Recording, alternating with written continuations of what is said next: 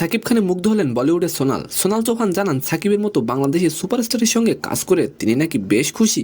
তো কি অবস্থা, কেমন আছেন? আমি রামা সবুজ আর আজকে আলোচনা করবো সাকিব খানে মুগ্ধ সোনাল চৌহান এই বিষয়টি নিয়ে। ভারতের উত্তরপ্রদেশের বেনারসে চলছে ঢাকায় সিনেমার শীর্ষনায়ক সাকিব খানের প্রথম প্যান ইন্ডিয়ান সিনেমা দরদের শুটিং। সিনেমাটি সাকিব খানের বিপরীতে অভিনয় করছেন বলিউডের নায়িকা সোনাল চৌহান জানান তিনি নাকি সাকিব খানের সঙ্গে অভিনয় করে খুব খুশি এবং সাকিব খান নাকি অনেক হ্যান্ডসাম। সিনেমাটির প্রথম ঝলক প্রকাশ করে অন্য সময় জানিয়েছেন বাংলাদেশের পাশাপাশি ঢালিউডেও সাকিব আর সোনাল চৌহানের নতুন সিনেমা নিয়ে আলোচনা তুঙ্গে। শুটিংয়ে উপস্থিত একজন বলেন, সাকিব সোনালের রসায়ন নজর কাটছে শুটিং পর্ব থেকেই।